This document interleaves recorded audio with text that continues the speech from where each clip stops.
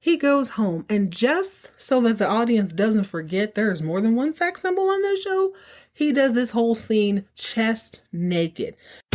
Ladies and gentlemen, boys and girls, welcome back to another fun-filled edition of Soap Lore. I'm your host, Jet, viewing and reviewing the soapiest, sudziest, almost finale of 1981. So whether you're new to this or true to this, you better sit back and enjoy. Tell the kids it's time to play outside or out of sight. Don't pay no questions, suggestions, or concerns in the next 25 to 35 minutes. Everyone else in earshot, cool, quiet, or kicked out are your only options because we have to dissect this story. Ladies and gentlemen, boys and girls, this is Soap Lore.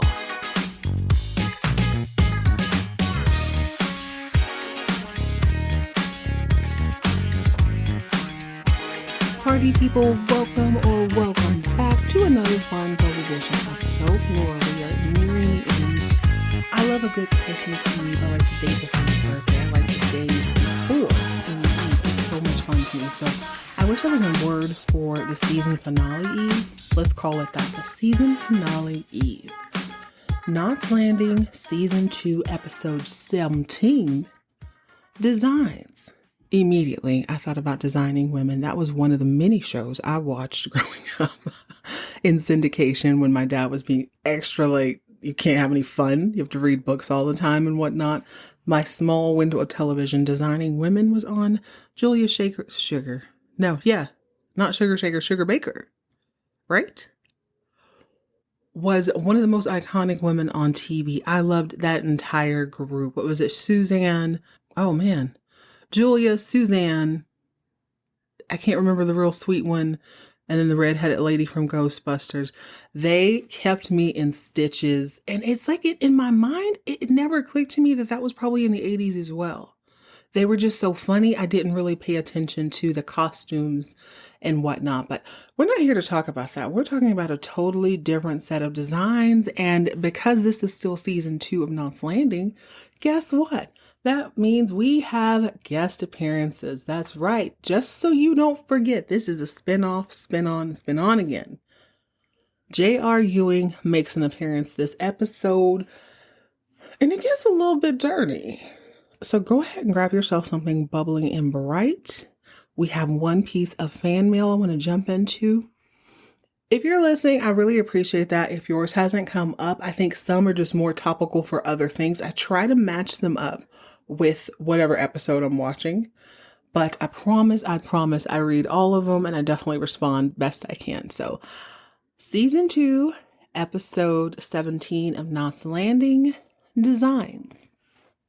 Ooh, millennials. For the record, millennials are people born between 1981 and I think 96, 97. There's some debate about that. I just wonder, has anyone else had to buy readers? It is the weirdest thing. I literally have never worn glasses my entire life. Never. 2020 all day, all night. I try to be a responsible American or whatever. And, if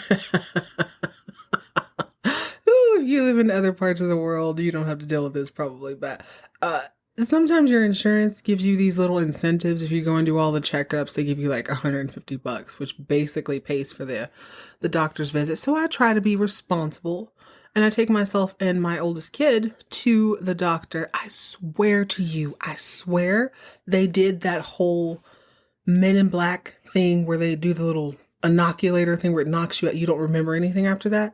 My eyes were 100% fine. I swear I went in the machine, did the 20/20. I thought of Justin Timberlake the whole time. When I stepped out, all of a sudden, she's like, oh, you're nearsighted. I'm like, no, I'm not. So I've had to purchase readers. So I just, listen, it's new to me. Gen X, I'm sure you guys have already been through this. Gen Z, you need to be prepared for this. Did not know this was going to happen. Literally I've never worn contacts. I've never worn glasses. I've never had any trouble with my eyes until all of a sudden I just wake up one day and they're like, oh yeah, you need to move back about 10 feet. So dear Jets, this is the fan mail of the week. In the iconic high-rise brawl between Jeff and Adam in Dynasty Season 4, was there a special insurance policy for actors engaging in epic window-smashing drama? And more importantly, do they get hazard pay for stylishly defying gravity while in designer suits? I love you.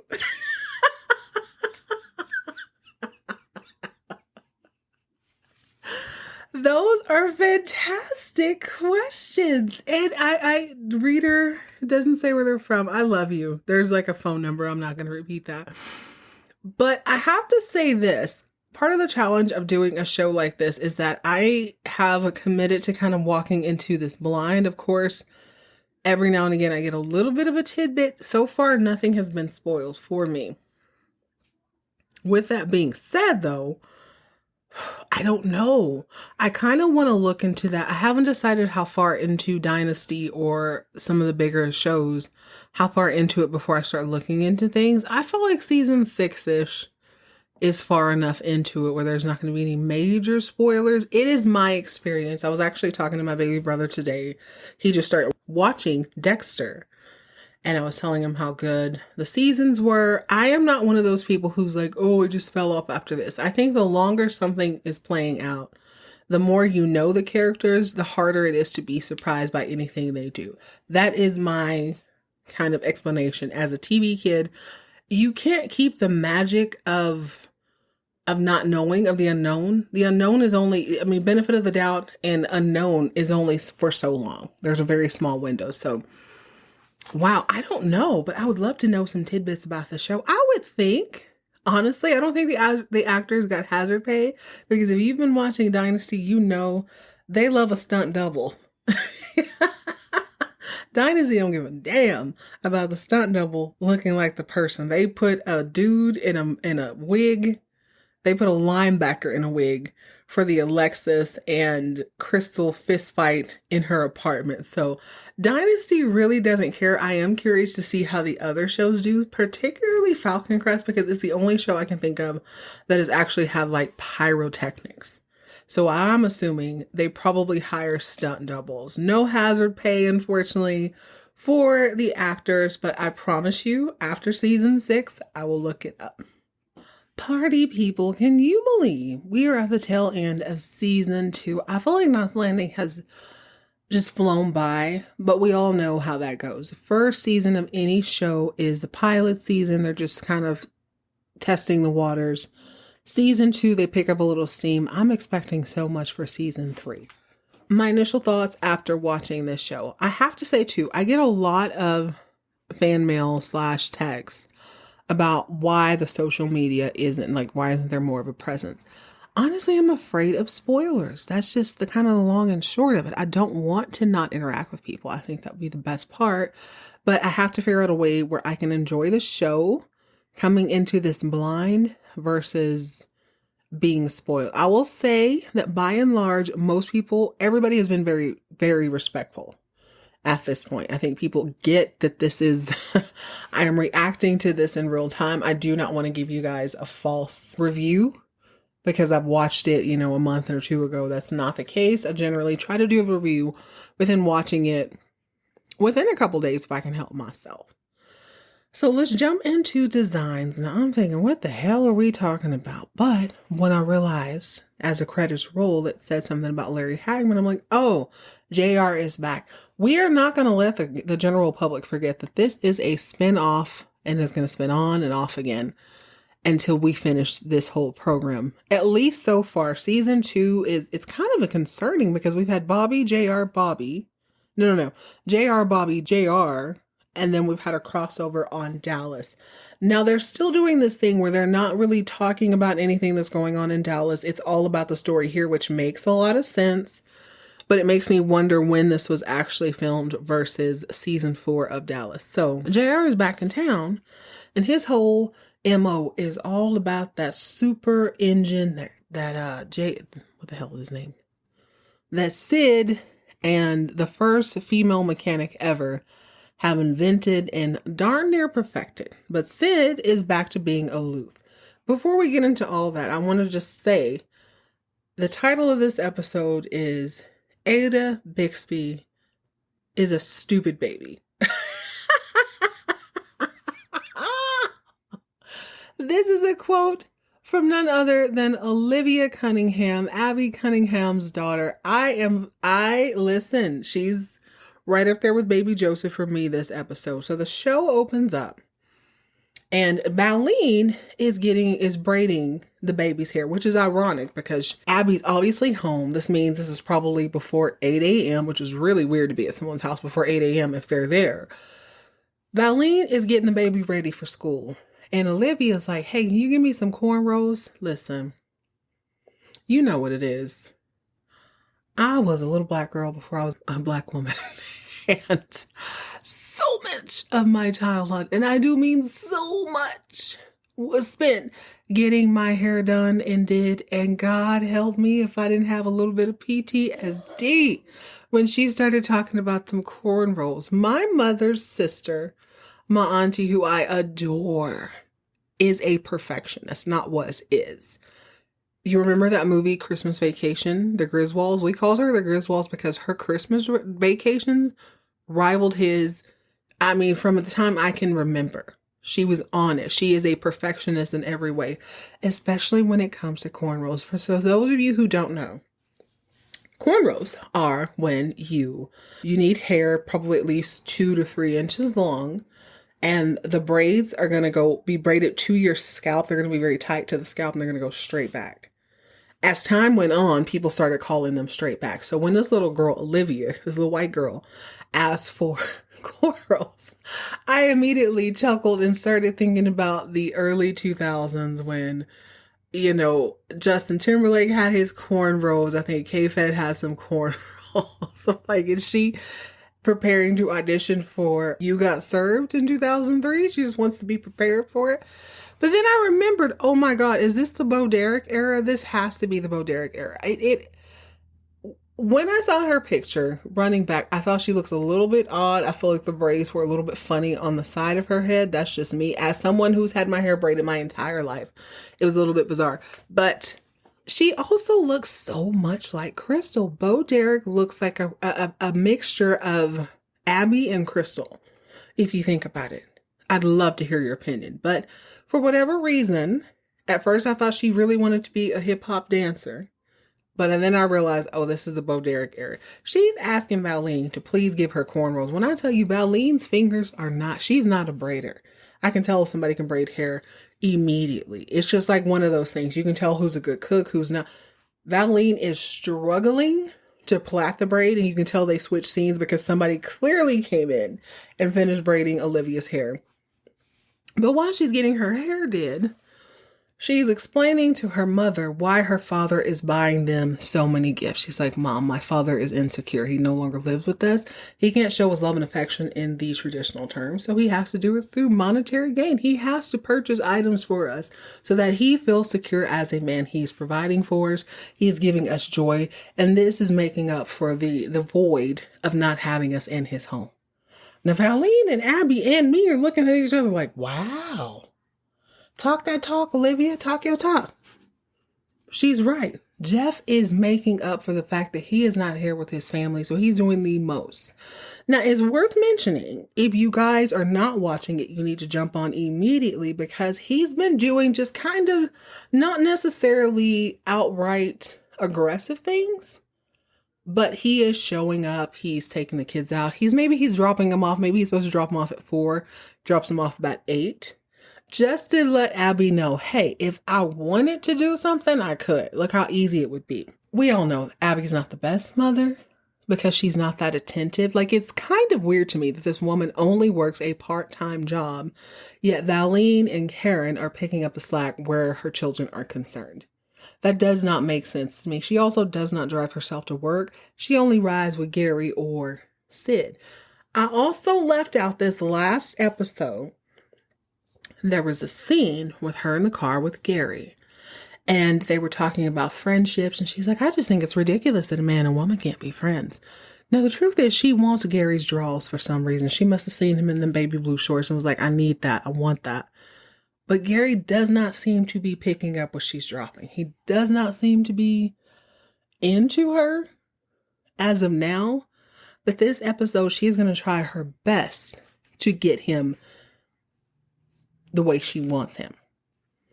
So let's go ahead and dive into, there's not a lot of bit players this episode. I don't even really want to talk about Ginger and Kenny.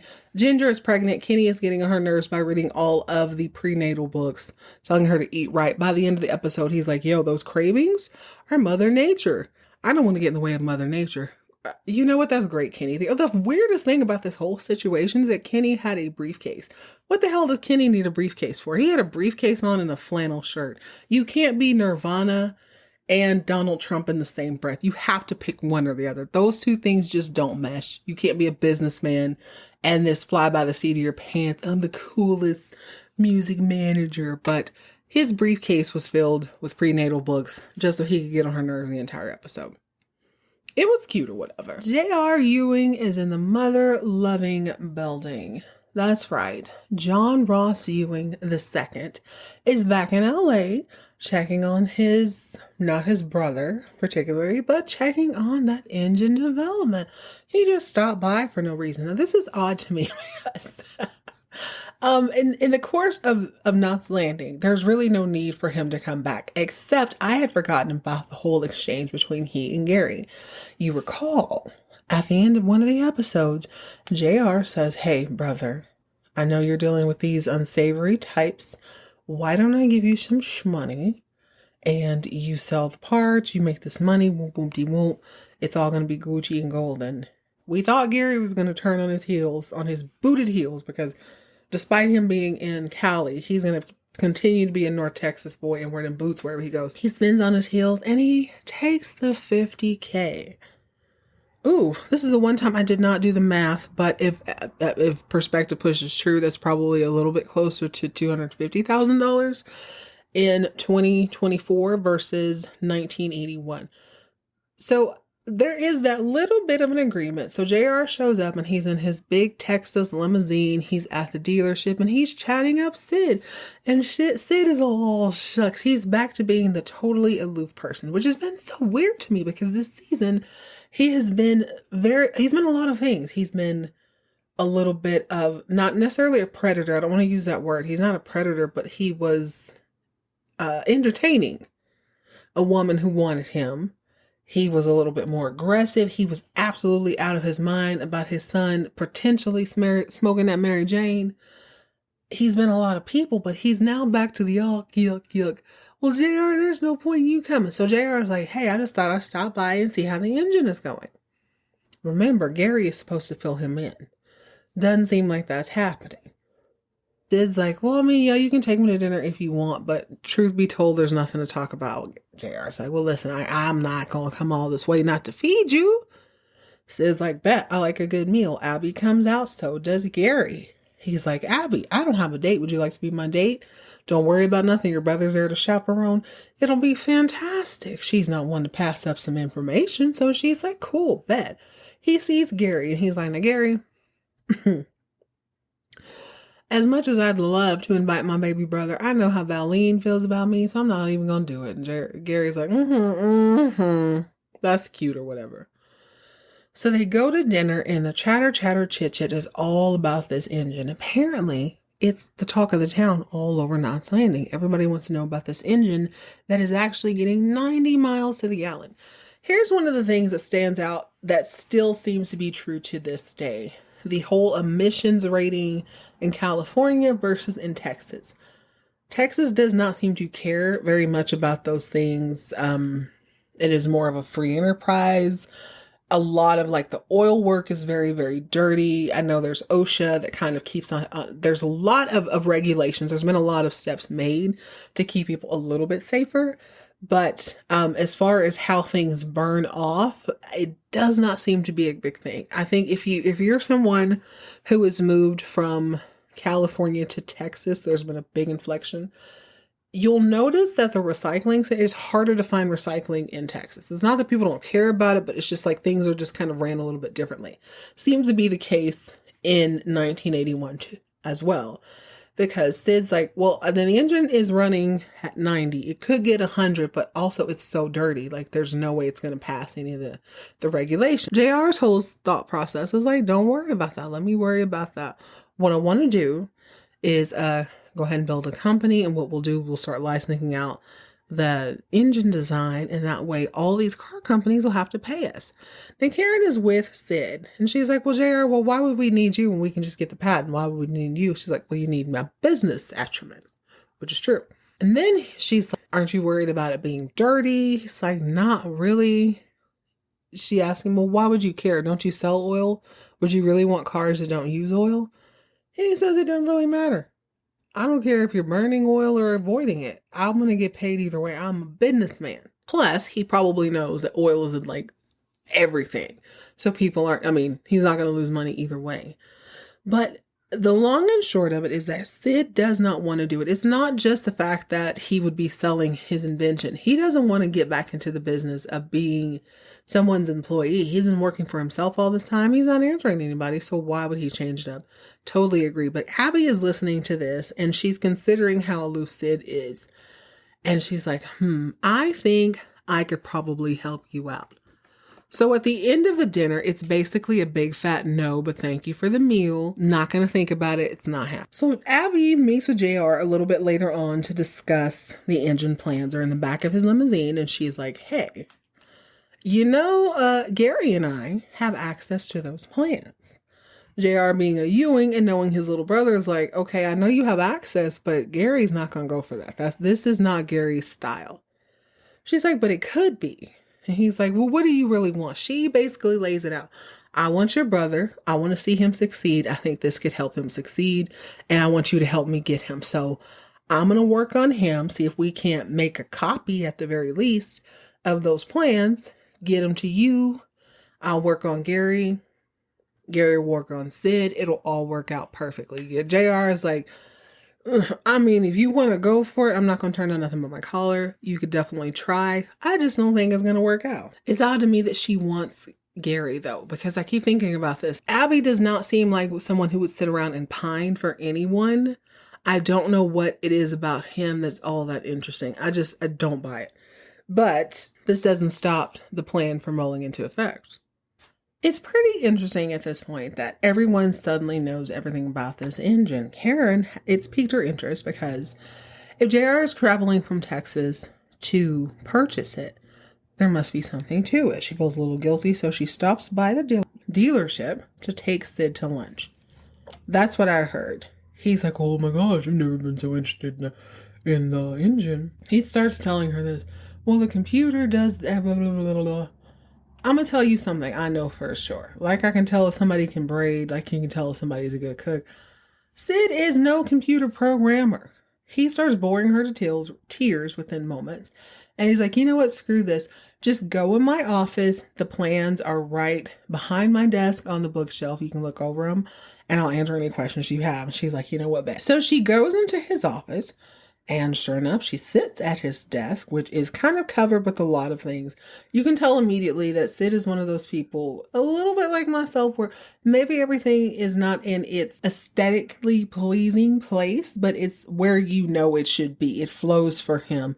But she's looking through everything and she can't find these daggone plans. So she gives up and she starts to leave. And as she goes outside, she notices that Abby pulls up in that big old Texas limousine, meaning that Abby has been with JR in the afternoon. Now, Abby pops out with this long cylinder that you carry sort of plans in. But Karen's not really thinking about it at the moment. She's like, yeah, girl, how you doing? Who you with? Why are you doing all these things?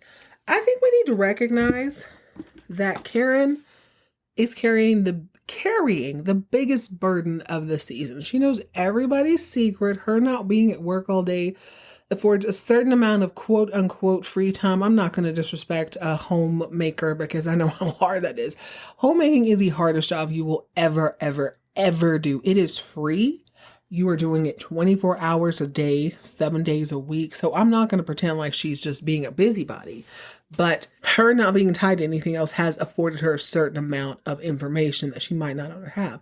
Abby's like, blah, blah, blah. Haven't seen anything. Karen moves on. But here's the tea. Abby is working on Gary as far as Sid is concerned. So the way she plays it is like this. Hey, Sid is so trusting. He's such a freaking Sunday school teacher. He's going to talk about this engine so much that someone is eventually just going to collect enough information from him and patent it himself. Shouldn't we patent it for him?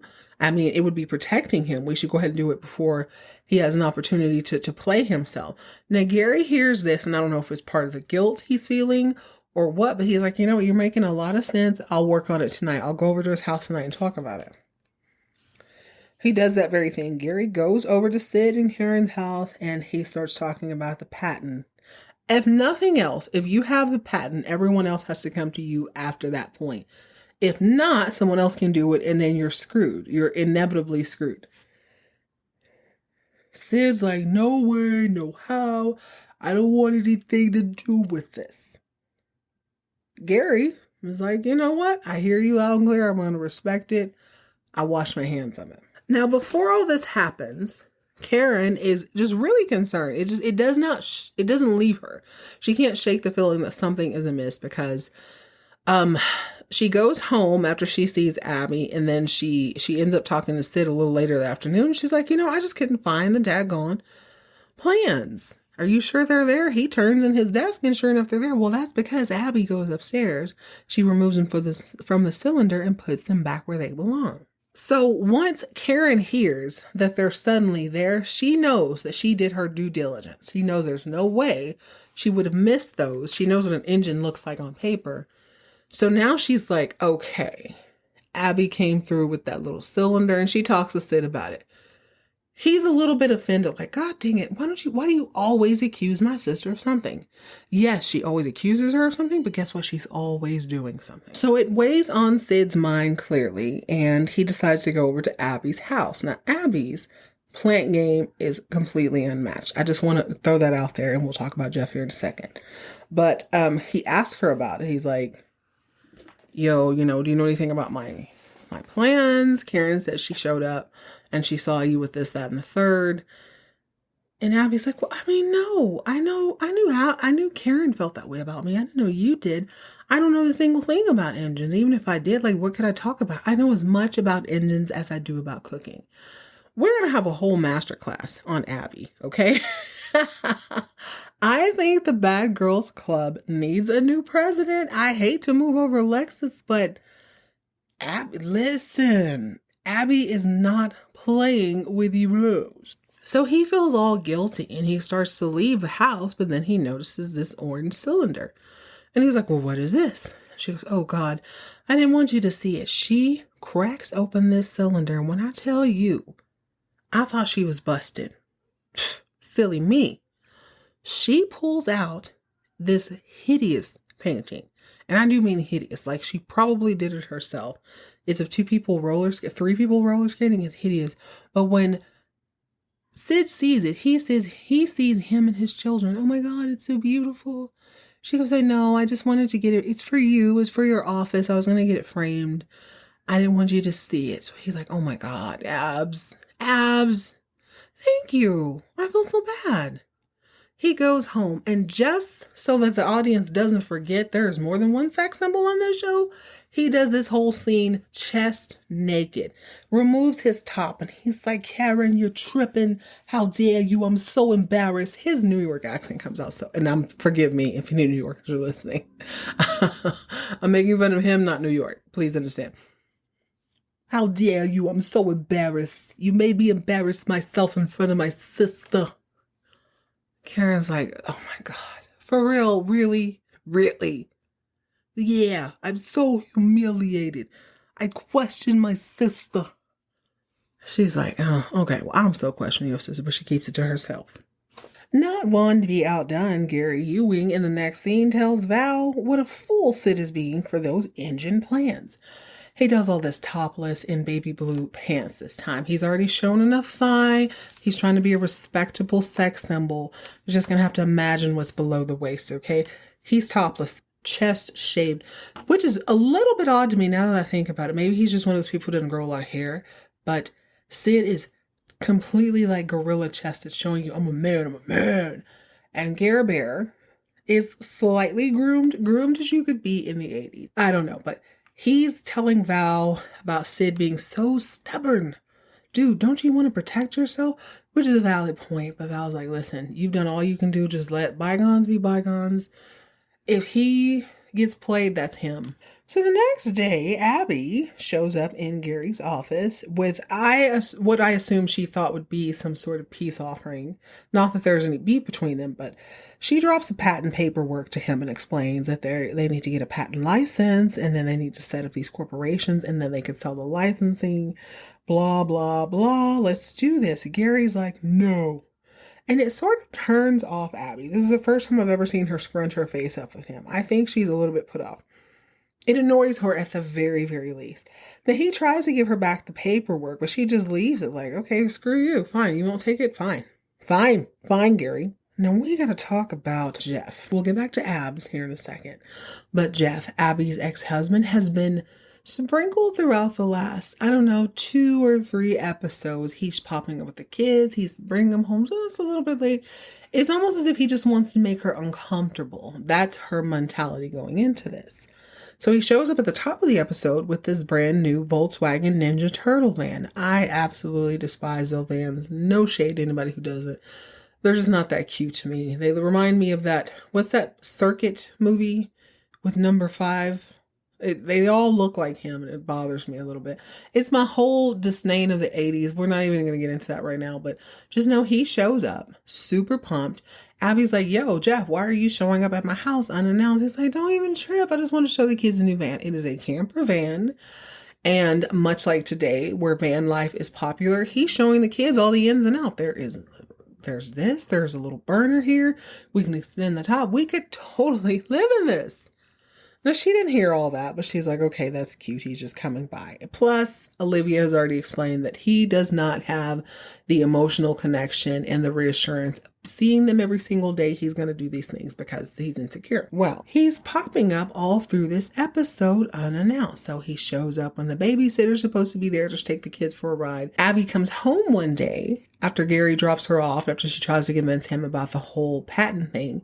She goes into her house, and this is how I know her plant game is unmatched. She literally has 15, 16 houseplants because her living room looks like a forest. Jeff has set it up. He's put an actual tent in the middle of the living room. He and the kids are having the time of their lives. They're cackling, they're rolling around, they're wrestling, She's like, oh my God, it's so good to see you with the kids. He's like, do you really mean that? She's like, yeah. He's always dropping these little weird sentences.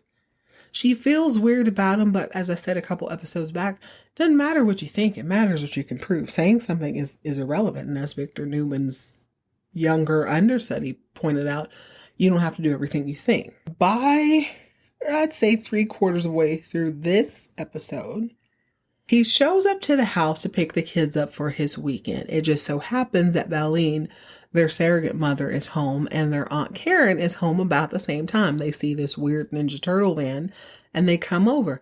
Hey, Jeff, what you doing? How's it going? Everything's fine. He's talking really fast.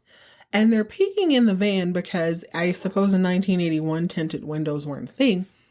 They're peeking in the van, and they notice that it's like stacked, unusually stacked. You only need, even if you're an overzealous packer, 5 outfits for a 2-day trip. But this looks like a year's worth of clothing. So they're like, well, where are you going? And he's just, I'm going here.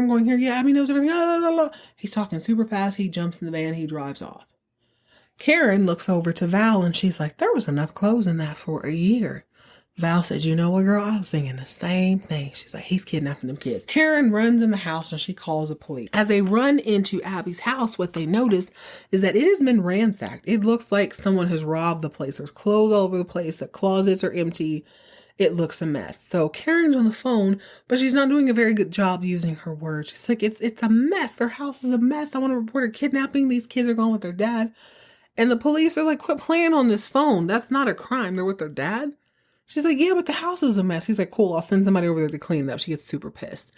And she's like, oh my God, I have to do something. So she knows that she saw Valine. Oops, not Valine. She saw Karen. God, what is her name? Abby with JR. So she's like, let me go to the poshest hotel in Knott's Landing and I will talk to her so she can get on the horn. So she goes to this hotel, and through a series of events, she has to finesse her way. It might cost her 2 or 3 Andrew Jackson bills. But she finally gets the penthouse suite number. She goes up there, and Abby has been in the penthouse making deals with JR. She's had enough of Sid's BS, and she has made those copies. She's had enough of Gary's BS. She has worked out a deal between she and JR, a deal that involves a contract. We do not know the details of it at this time, but he now has the plans for this engine, and Abby has a contract with him, as she says, because, quote, a girl must protect herself. So after they finish signing the contract, they go ahead and say, you know what, we're already here. Let's do a little afternoon delight. Abby is all game. She wants Gary Ewing, but you know what, J.R. Ewing is nothing to thumb your nose at. So they're in the middle of their boom, boom, bang. And all of a sudden you hear boom, boom, bang on the door. Karen, JR, it's Karen. And he's like, oh my God, what is this? I love this scene because they are in silk sheets. They're in like champagne colored silk sheets. And just... is this the birth of where that means sexy? Silk sheets are very impractical, if I might just say so myself. Human body sweats. They're not the most comfortable. They are very pretty for on screen, but practically, anyway, boom, boom, bang, bang, boom, boom. Karen's like, I'm looking for my sister-in-law.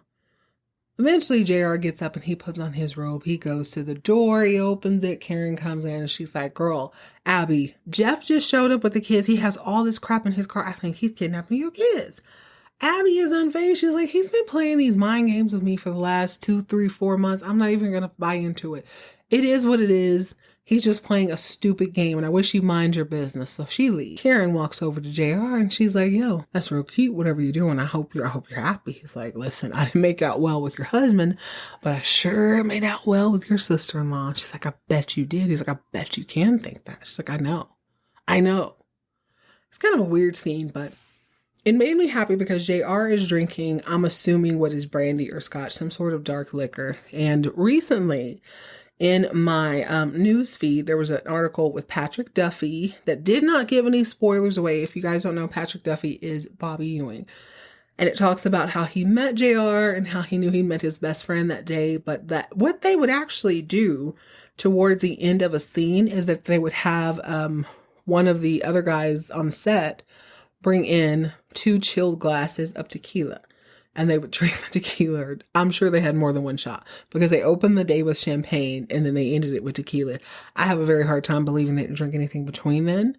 So this would have been the last shot of the day for Knott's Landing. I'm positive JR has some tequila, but you can't help but just love the guy. I was all here for it. In scene, he's smirking as he drinks the brandy, and I just had this little warm feeling in my tummy knowing that he probably had 2 shots of Don Julio right before that. Oh my gosh, I literally left out the most important part, this episode's namesake. Olivia has 2 more scenes that don't really make a big difference to the story, but they were humorous to me. Olivia is at school getting ready to be picked up. Valine shows up because it's Thursday and that's the day she always picks up the kids. And Karen shows up because Abby specifically asked her. This is right after Abby shows up with that little orange cylinder with the copies of the plans. So Karen's at the school, Valine's at the school. To their surprise, Jeff is at the school and they're like, yo, what are you doing here? He goes, oh, Abby, she's never going to tell me anything with the kids. I just have to show up. So they all come on. Well, baby girl comes out, Olivia.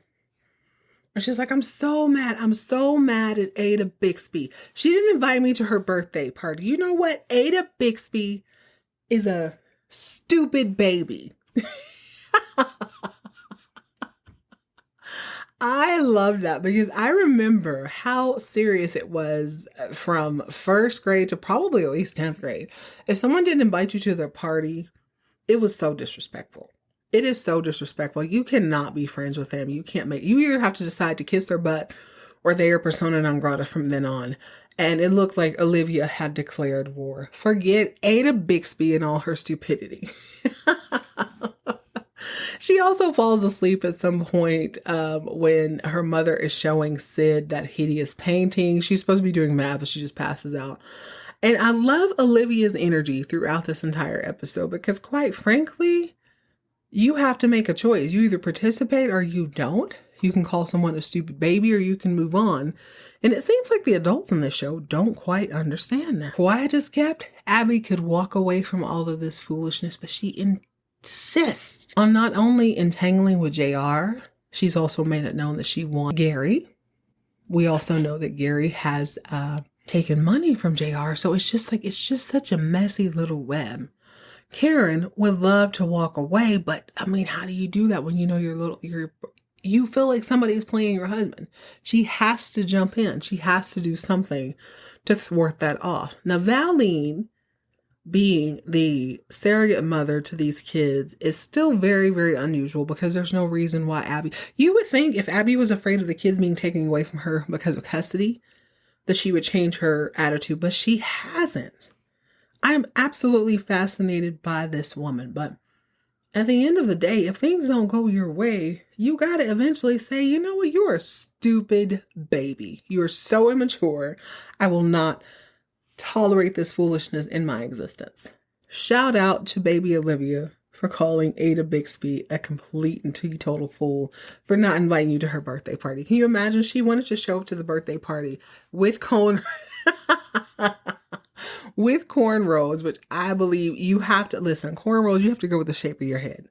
If you got a big old water head, you got to go straight back. You cannot draw emphasis to the side of your mind or start looking like Squidward from SpongeBob.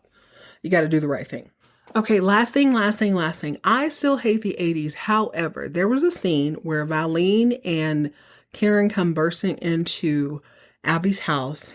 And in the background, they're looking at all the mess. There's clothes all over the floor. The closet doors are burst open. They're empty. They're barren. They're like, oh my God, he's kidnapped the kid. And I'm thinking, oh my God, is that a quilted plant? Yes. Abby has this sort of, I only know it as like an elephant ear plant. Big leaf plant, but it's a faux plant. It's not just a silk plant. It's not just a plastic plant.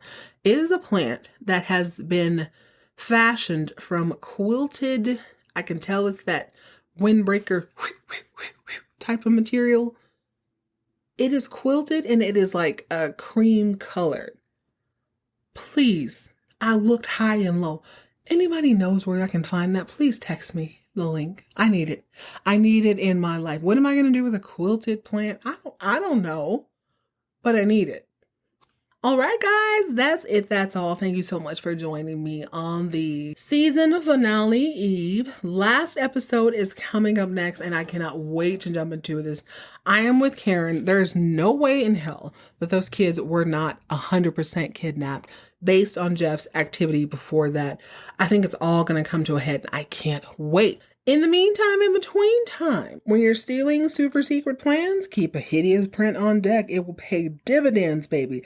You can get yourself out of a tight spot every time with that hideous print disguised as a gift. Also, if anyone knows where I can find a quilted cream plant, text me in the show notes. Stay hydrated, stay moisturized, mind your own business, and keep all of your drama on TV.